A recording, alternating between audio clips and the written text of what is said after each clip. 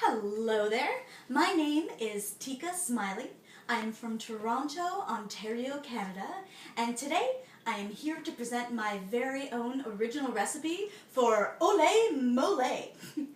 The recipe itself was inspired by Upaya Naturals' featured product of the month, raw carob powder.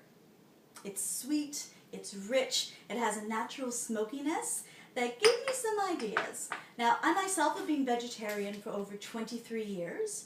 I've been vegan for more than 15 of those, and it's only about a month ago that I did my very first juice fast. Did it for 7 days, I felt fabulous, and since going back on food, I've kept out grains, I've kept out soy, I haven't gone back on any processed sugars, I'm trying to do really low carb, I'm down more than 15 pounds. So as I'm introducing more and more raw products, it's fitting into that lifestyle. So thinking of carob, you kind of think of chocolate, you think of sweet things, but once again, trying to keep myself svelter, I decided to go for something savory. Now, I've always loved Mexican food. I love a good mole sauce. They're traditionally made with lard, so it's very rare that I've actually gotten to have one when I'm out. So I decided to go ahead and whip up my own. The cool thing about doing them raw is I can do it right here at my kitchen table. I don't need a stove, I don't need an oven, everything I need is right in front of me. So, I have the ingredients that you can get for this recipe through Upaya Naturals. You can order online. You've got your carob powder, raw almonds, dates, sea salt, and cinnamon. In addition to that, I'm also supplementing with my own shallot, some anise seeds, some water, and some cayenne powder. So, the first thing we're going to do is take our soaked almonds. I have these soaking for a good 8 hours to soften them up and make them good for our tummies. I'm going to pour that into my little blender attachment. After that, I'm going to add 6 dates. Now dates, you have to be careful when you're working with them. Typically, they have a pit inside. If you've ever forgotten to take it out and put an unpitted date into a blender, it's not a fun sound. So, to make them easier to go in, I typically, here I'll move this aside so you can see my expert chopping. I chop up my dates into about 6 or 8 little pieces. You can even soak them in water if they're feeling a little bit dry. That'll all make it easier for them to blend. So I'm going to go ahead and add where's my cup?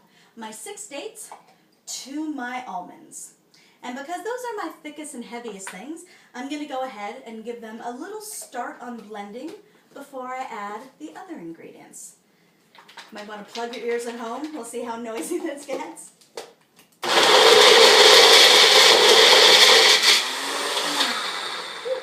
Give it a little shake. Ole. That's where the ole comes from.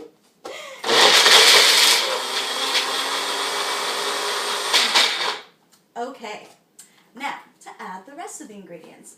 I have a fresh shallot, potato.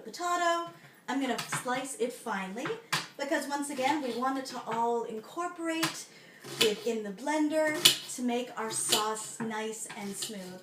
A mole is traditionally, it's almost like a curry in the Mexican culture in that it can have any ingredients. There are probably 1,000 different mole recipes. Every grandmother and mother, I'm sure, has her own. They vary regionally as well. But it's traditionally a base of lard where you saute some onions and garlic and peppers, depending on the spiciness, and then an assortment of spices and herbs. So I'm adding that shallot. In addition to that, I am adding 2 teaspoons of Ceylon cinnamon, sold at Upaya. It's really the best. It's got a much sweeter, richer flavor than the traditional cassia that you find in other places. I also have the star ingredient of the day. I'm actually going to move this into a bigger container because sometimes when you batch up and you add more ingredients, it takes up more room. So I'm just going to dump that in so we have more space to blend all of our luscious mole ingredients. In you go. Okay, so now there's room for that star ingredient of the day. that rich, delicious, sweet carob powder. So instead of adding chocolate, I'm actually off caffeine now, so this is perfect for me. So we've got our carob in there. I'm putting in a teaspoon of cayenne powder, depends how hot you like it. So you can certainly adjust the spices to your own taste. I have some sea salt. I'm going to add about a teaspoon. And once again, to your own salty desire. And then I've got anise seed. I like to grind them up fresh. That'll just release all the oils and the aromas. Once again, plug your ears. There we go. It's a nice soft seed, so it blends up quite quickly. We're going to add about a teaspoon of anise seed right into the blender. And then, to help it all incorporate, I'm going to start with about 1/4 cup of water.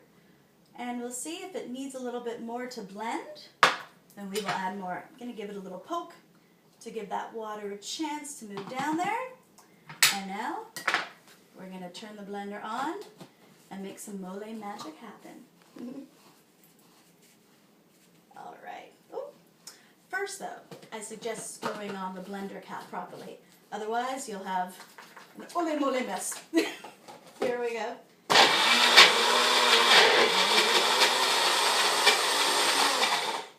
I'm going to add a bit more liquid to that.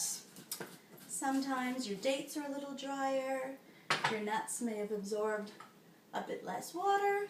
So I'm going to add some more liquid to that. Give it another little stir to get all the ingredients down in there. All right. Now, one more final word. Here we go.